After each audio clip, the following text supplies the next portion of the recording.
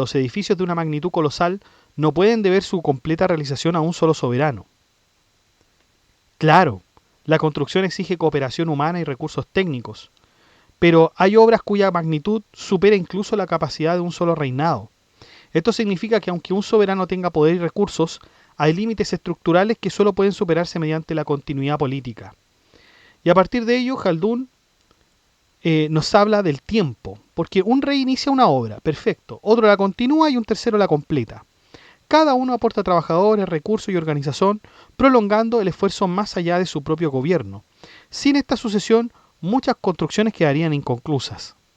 Sin embargo, Khaldun observa que quienes contemplan estas obras en épocas posteriores tienden a cometer un error y atribuirle todo a un solo rey. Y esta simplificación ignora el proceso histórico real. La memoria colectiva tiende a concentrar el origen de las cosas en una sola figura cuando en realidad se trata de una obra acumulativa. Así la percepción del pasado siempre está distorsionada. Menciona la construcción del dique de Marib, Ibn Khaldun, iniciada por un rey y completada por sus sucesores, así como otros grandes proyectos atribuidos erróneamente a figuras legendarias. Luego introduce un argumento aún más potente, la dificultad de destruir estas obras. Claro, porque si derribar un edificio, que implica devolverlo a la nada, resulta incluso difícil para los poderes posteriores, entonces su construcción debió requerir un esfuerzo extraordinario. Si lo más fácil, que es destruir, es lo más difícil, bueno, lo más difícil que es construir, debió ser aún más exigente. Por lo tanto, es imposible que una sola persona o un solo reinado haya sido suficiente para levantar tales monumentos. Y ahí está nuevamente el ejemplo que nos ha traído desde los primeros cimientos de esta obra, el ejemplo de Harud al-Rashid. A pesar de ser uno de los soberanos más poderosos de su tiempo, no logra demoler el edificio, ni siquiera empleando numerosos obreros y distintos métodos técnicos. Si un poder fuerte no puede destruir fácilmente una obra, es porque su construcción requirió un esfuerzo pero acumulado, extraordinario, imposible de atribuir a un solo individuo reinado. Vamos con el capítulo 5, sobre las condiciones que se precisa tener en cuenta al fundar una ciudad y acerca de las condiciones o consecuencias que la falta de previsión en esta materia puede producir. La ciudad aparece como el resultado de un proceso en el que los hombres, tras alcanzar un cierto grado de desarrollo y bienestar, buscan estabilidad y permanencia. Sin embargo, esa aspiración debe ir acompañada de previsión, porque de lo contrario la ciudad puede convertirse en un lugar vulnerable o incluso perjudicial para sus habitantes. El primer aspecto que destaca Khaldun es la seguridad. La ciudad debe ser concebida como un refugio, lo que implica elegir un emplazamiento que dificulte el acceso del enemigo. Por eso recomienda lugares naturales defendibles como montañas, penínsulas o zonas rodeadas de agua. Las murallas no son un elemento accesorio, son algo esencial de la vida urbana, ya que compensan la vulnerabilidad que implica la vida sedentaria frente a los ataques externos. El segundo aspecto es la salubridad. Khaldun nos dice que una reflexión notable es el pensamiento sobre el aire, la importancia del aire y del entorno. Advierte que una ciudad mal situada, rodeada de aguas estancadas, pantanos o emanaciones corruptas, estará expuesta a enfermedades constantes. La calidad del aire es determinante para la vida urbana. A partir de esto, entonces, Khaldun critica las interpretaciones populares que atribuyen las epidemias a causas sobrenaturales o talismánicas. Está el ejemplo de la ciudad de Cádiz. Se difundió la creencia de que la insalubridad comenzó al romperse una vasija que contenía un talismán protector. Khaldun rechaza esta explicación y la considera una superstición sin fundamento. Este tipo de relato surge de la ignorancia y de la tendencia del vulgo a buscar causas extraordinarias para fenómenos que tienen explicaciones más bien naturales. Sostiene que los vapores corrompidos se vuelven dañinos cuando permanecen estancados, afectando directamente a los cuerpos y provocando fiebres. En cambio, cuando el aire circula y se renueva, esos vapores se dispersan y pierden su capacidad nociva. La salud urbana depende entonces del movimiento en la atmósfera. A partir de esto también nos dice que una ciudad densamente habitada genera, por el constante movimiento de sus habitantes, corrientes de aire que impiden el destacamiento de vapores. En cambio, una ciudad con poca población carece de esa agitación, lo que favorece la corrupción del aire.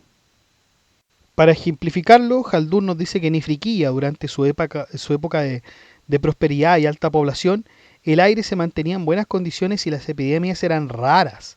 Pero cuando la población disminuyó, el aire se volvió inmóvil y las enfermedades comenzaron a proliferar. De manera inversa menciona ciudades que inicialmente eran insalubres, pero que mejoraron al aumentar su población. Incluso describe cómo la intervención humana, como la tala de un bosque que impedía la circulación del aire en caves, puede transformar las condiciones sanitarias de un lugar. Y claro, ahí se demostraba que el tema del aire incluso podía paralizar una ciudad. También nos habla de las condiciones materiales para la vida urbana, Haldun. La primera de ellas es el acceso al agua. La ciudad debe estar situada cerca de ríos o manantiales porque el agua es indispensable para la vida cotidiana y su proximidad reduce el esfuerzo necesario para obtenerla.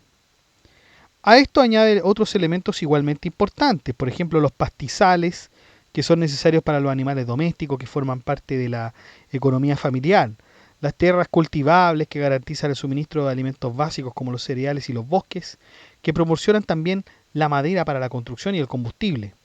Cada uno de estos recursos cumple una función específica en la vida de la ciudad y su ausencia genera dificultades que afectan directamente a los habitantes. La ciudad no puede existir aislada, depende de su entorno inmediato.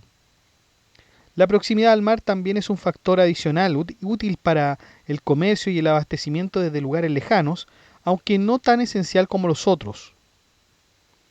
En muchos casos también, los fundadores no se guiaron por las condiciones naturales necesarias para la vida a largo plazo. Más bien se guiaron por intereses particulares, inmediatos. ¿Mm? Claro, o sea, lo que parece útil en el momento de la fundación puede resultar perjudicial para las generaciones posteriores si no se consideran todos los factores necesarios para la subsistencia y el desarrollo. También hay otro ejemplo de los árabes en los primeros tiempos del Islam. Señala que al elegir los emplazamientos de ciudades como Kairouán o Basora, privilegiaron aquello que correspondía a su forma de vida nómada, especialmente los pastizales adecuados para sus camellos. Sin embargo, descuidaron otros elementos fundamentales para la vida sedentaria, como el acceso al agua potable, las tierras cultivables o los recursos forestales. A partir de ahí también hay otro análisis que hace Haldun, porque las ciudades marítimas, estas que están especializadas en asuntos marítimos, presentan una vulnerabilidad particular, porque pueden ser atacadas fácilmente por mar. Por ello su defensa exige condiciones adicionales. Deben estar situadas en lugares elevados o contar con el apoyo cercano de poblaciones fuertes, capaces de acudir rápidamente en su defensa. Si estas condiciones no se cumplen, la ciudad queda expuesta a ataques sorpresivos, especialmente nocturnos, cuando el enemigo puede aprovechar la debilidad de una población acostumbrada al confort y alejada de la práctica militar. La pérdida de la capacidad defensiva en las sociedades urbanas es sumamente importante. Los habitantes de la ciudad, al habituarse a una vida cómoda, pierden la dureza y disciplina propia de los pueblos nómadas o tribales. Por eso, sin apoyo externo, no pueden resistir eficazmente un ataque. O sea, el confort también es una especie, estimados, y así lo señala Haldun, una especie de peligro por el que hay que tener cuidado, pero que también parece ser que, por lo que hemos visto también de los libros anteriores, es algo inevitable. Algunas ciudades como Alejandría o Trípoli fueron vulnerables. ¿En qué sentido? Precisamente por carecer de estas condiciones defensivas, lo que explica por qué fueron atacadas repetidamente. En cambio, otras como Ceuta o Bujía, aunque más pequeñas, estaban mejor protegidas gracias a su ubicación o al apoyo de poblaciones cercanas. El caso de Alejandría, de hecho, permite entender cómo estas características influyen incluso en la percepción política. Aunque el dominio de los abasíes se extendía más allá, la ciudad era considerada una frontera debido a su exposición al peligro. Vamos con el capítulo 6, acerca de las mezquitas y los templos más ilustres del mundo. Haldun señala la idea de que ciertos lugares adquieren importancia por una elección divina que los eleva por sobre el resto del mundo. Estos espacios sagrados se convierten en centros de devoción donde la práctica religiosa adquiere un valor obviamente superior, ofreciendo recompensas espirituales más elevadas a quienes los visitan. Y aquí se destacan tres lugares fundamentales del Islam: la Meca, Medina y Jerusalén. Cada uno de ellos posee una significación particular, pero todos comparten un elemento común: están ligados directamente a la historia sagrada y a la acción de los profetas. La Meca aparece como el punto de origen asociada a Abraham y a su hijo Ismael, quienes según la tradición construyeron el santuario por mandato divino. Este acto fundacional es profundamente religioso y se establece en un lugar destinado a la peregrinación y al encuentro entre lo humano y lo divino. Jerusalén, por su parte, es presentada como un espacio vinculado a la tradición profética posterior, especialmente a David y Salomón, quienes habrían recibido la ciudad, más bien recibido la misión de edificar allí un templo. La ciudad empieza a tener un carácter de continuidad espiritual, siendo también lugar de sepultura de numerosos profetas. Lo mismo que Medina, que es la ciudad a la que emigró el profeta Mohammed, donde se consolidó la religión y además donde se expandió. Allí se establece la comunidad, se organiza el culto y se fija un centro espiritual vivo, reforzado por la presencia de la tumba del propio profeta. Entonces esto convierte a Medina en un espacio donde lo religioso y lo histórico se entrelazan de manera directa. Por lo tanto, a través de estos ejemplos, Jaldún muestra que las mezquitas y los templos más importantes son marcados y tienen esta importancia por los acontecimientos y significados que los rodean. Su grandeza no radica únicamente en la arquitectura. Son una carga simbólica que acumulan a lo largo del tiempo. Son lugares que concentran la memoria religiosa, la identidad colectiva y la experiencia espiritual de una comunidad. También está la Kaaba. Parte señalando que algunas versiones atribuyen su construcción, este cubo que está, ¿no es cierto?, en la Meca y es un lugar de devoción, un centro religioso islámico, ¿no es cierto? Y usted lo puede ver en internet, la Kaaba con K. Bueno, algunas versiones atribuyen su construcción inicial a Adán, aunque aclara que no existen pruebas firmes para sostener esa afirmación, lo que revela nuevamente su método crítico de Jaldún, ¿no es cierto?, frente a relatos poco fundamentados. Esto que ya lo habíamos visto en el libro segundo y el libro tercero, que Jaldún cuestionaba absolutamente todo. Pero en cuanto a Abraham y su hijo Ismael, quienes por mandato divino se establecen en la Meca, tenemos que imaginarnos lo siguiente. Estaba el desierto, ¿no? Está el desierto, la sed, imagínense la sed de Agar y la aparición del pozo de Samsam, que constituyen este elemento fundacional en que lo sagrado se manifiesta en el espacio físico. A partir de ahí, el lugar comienza a atraer población y adquiere estabilidad mediante la instalación de tribus como los dorjamíes, lo que demuestra cómo incluso un sitio religioso necesita condiciones sociales para consolidarse. Luego Jaldún continúa respecto a la custodia del santuario. Diversos pueblos y tribus como los amalecitas, los dorjamíes que habíamos hablado y más tarde los Quraysh asumieron el control del recinto para que este lugar no estuviera expuesto a los distintos disturbios que pudieran surgir. También nos dice Jaldún que este edificio ha sido transformado varias veces debido a causas naturales o humanas como incendios o inundaciones. Cada reconstrucción incorpora decisiones técnicas y simbólicas como la elevación de la puerta o la delimitación del espacio sagrado. Un momento particularmente significativo es la reconstrucción realizada por Abdallah ibn al-Zubayr, quien intenta devolver al edificio su forma original según la tradición atribuida al profeta Mohammed. Claro, porque quiere hacer una intervención para hacer que el edificio fuera más auténtico. En la Meca hubo un asedio, y este fue por parte de Al-Hajjaj ibn Yusuf, bajo el mando del califa Abd al-Malik ibn Marwan. Durante el ataque, el uso de máquinas de guerra provoca daños importantes en el edificio sagrado, lo que obliga a replantear la reconstrucción. Tras la derrota de Abdallah ibn al-Zubayr, quien previamente había modificado la estructura de la Kaaba, intentando ajustar la tradición atribuida al profeta, el nuevo poder decide revertir los cambios. Abd al-Malik ordena reconstruir el edificio según la forma establecida por los Quraysh, es decir, conforme a una tradición más consolidada de la práctica histórica. Recordemos que la tribu Quraysh era la tribu por donde provenía el profeta Mohammed.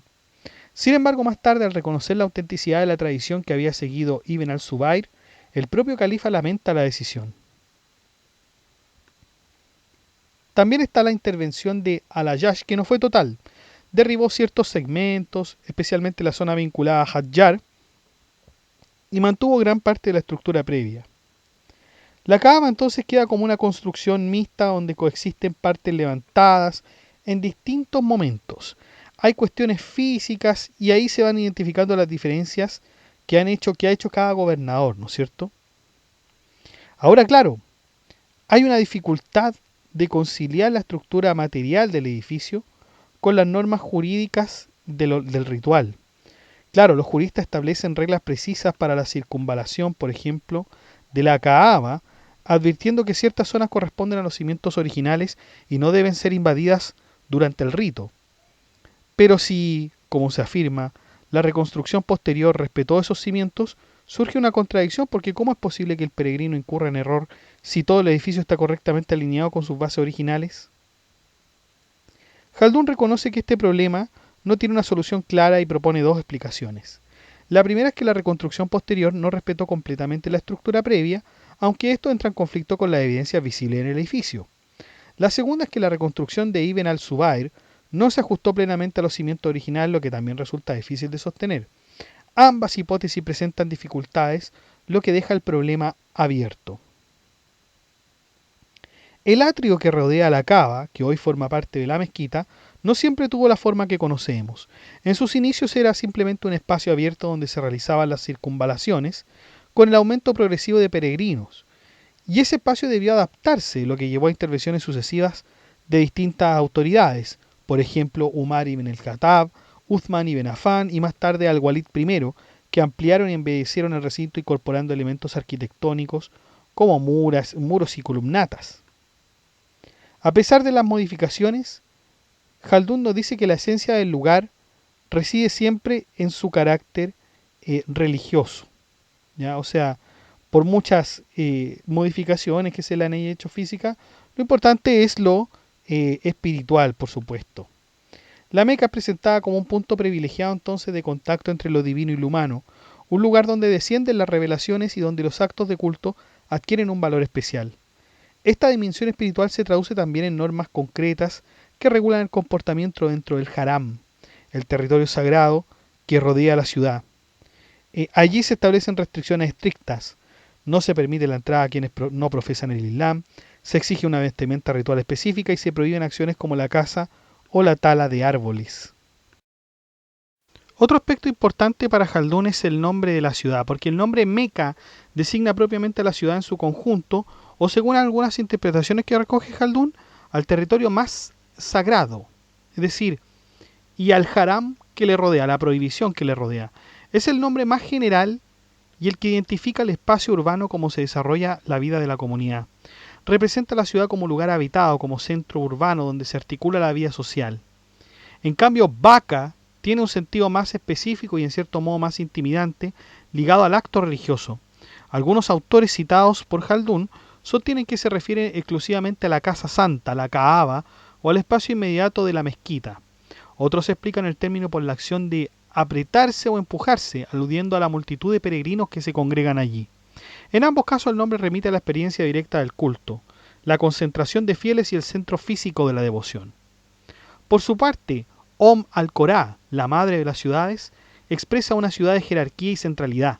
Este nombre destaca su primacía en la geografía religiosa del Islam y su papel como centro hacia el cual convergen los creyentes. La sacralidad de la Kaaba no es exclusiva del Islam, ya que era reconocido incluso ante tiempos anteriores, durante el periodo pagano. La veneración hacia ese lugar trascendía religiones y culturas, lo que explica que reyes extranjeros, como los persas, entre ellos Corroes I, enviaran ofrendas religiosas valiosas. También hay otro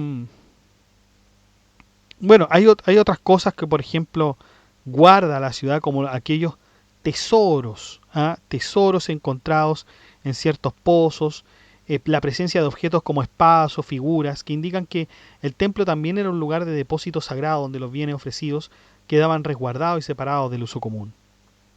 Cuando Mohammed conquista la Meca se encuentra con una enorme cantidad de riqueza acumulada. Sin embargo, la decisión de no utilizar ese tesoro, a pesar de prácticas como la de Ali ibn Abi Talib, de destinarlo a la guerra, revela entonces que lo consagrado no debe ser instrumentalizado. Esta misma actitud es seguida por Abu Bakr, lo que establece una continuidad en la práctica. Incluso Umar ibn al-Hattab, quien consideró redistribuir el tesoro, termina desistiendo precisamente por respeto al precedente de sus antecesores. Este equilibrio se rompe más tarde con la acción de Al-Hasan al-Aftaz, quien en un contexto de conflicto político decide apropiarse del tesoro. Considera que la riqueza debe ser utilizada para fines concretos, como la guerra, por ejemplo. Y ahí hay un quiebre importante porque transforma un bien sagrado en recurso político. La Kaaba deja de ser un lugar de acumulación de riquezas materiales. También está la historia de Bait al-Maqdis, también conocido como al-Masjid al-Aqsa, mostrando cómo un mismo lugar sagrado atraviesa distintas religiones y significados a lo largo del tiempo. Claro, porque en su origen no era un sitio monoteísta, era un templo asociado a los cultos antiguos, en este caso a Venus, lo que refleja que una etapa en la que los pueblos vinculaban lo divino con los astros. La presencia de Sahra, la roca, ya aparece aquí también como un elemento central porque esto va a estar presente en las tradiciones abrámicas, lo vamos a ver después. Después va con los israelitas, Ibn Khaldun. Cuando Moisés conduce a su pueblo fuera de Egipto, aún no existe un templo fijo en Jerusalén. ¿Mm? Esto nosotros, por cierto que ya lo sabemos, de hecho, eh, Khaldun nos ha contado toda la historia, digamos, desde los paganos, digamos, hasta sus propios tiempos. Y claro, en su lugar Dios le ordena construir un tabernáculo, una estructura móvil que contiene elementos sagrados, recordemos el arca de la alianza, las tablas de la ley, etc. El centro religioso es portátil, ¿ya? O sea, no están hablando de que aquí hay una vida nómada. Con el tiempo, cuando el pueblo se establece en la tierra prometida, ese culto comienza a fijarse en lugares concretos. El tabernáculo es trasladado sucesivamente, Galgal, Al-Silo, Nobe, Gabaón, lo que indica una búsqueda de estabilidad religiosa paralela a la consolidación política. Y este proceso culmina con David, quien traslada el arca a Jerusalén, marcando el paso decisivo. La ciudad se convierte en un centro político. Sin embargo, David no logra construir el templo definitivo. Será su hijo Salomón quien materialice ese proyecto. El templo de Salomón representa un cambio radical. Ya no se trata de un santuario móvil, es una construcción monumental, rica en materiales como oro y cobre, con imágenes, utensilios y una arquitectura compleja. La destrucción del templo por Nabucodonosor II introduce otro momento, la fragilidad de las instituciones humanas, porque a pesar de su grandeza el templo puede ser arrasado, sus objetos fundidos y su tradición interrumpida. Ninguna construcción política o material es permanente, dice Khaldun.